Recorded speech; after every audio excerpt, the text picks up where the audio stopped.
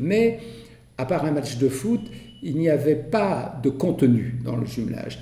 Et André Lang, ce qu'il souhaitait, c'était impliquer nos populations, toutes les strates de la population.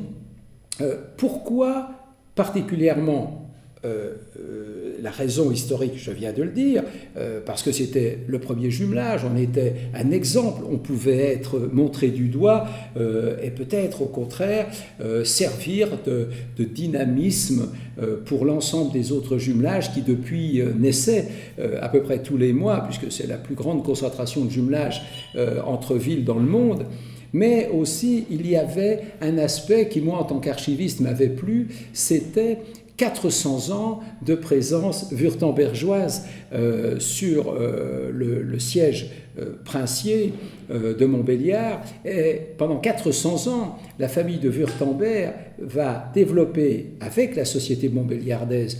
Et donc, tout ce climat historique dans lequel on pouvait puiser 1000 exemples de relations entre la France et l'Allemagne, était un autre alibi pour qu'on se rapproche encore plus de nos amis allemands. Et évidemment, le jumelage était le canal intéressant pour ça, qui allait ouvrir des portes probablement. On va me demander d'organiser la direction de la culture et du patrimoine.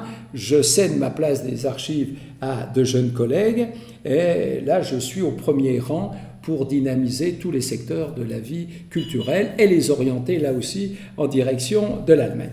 Il y avait la base, je l'ai déjà évoqué, de l'histoire et peut-être améliorer encore, y compris la connaissance que les Montbéliardais pouvaient avoir de leur passé allemand et alémanique en étendant ces échanges et travaillant avec des chercheurs, avec des techniciens, des ingénieurs allemands qui allaient nous expliquer et nous montrer des grands chantiers. Et c'est comme ça qu'est né ce projet que j'ai pu faire labelliser au Conseil de l'Europe de la route, de l'itinéraire culturel Heinrich Schickhardt.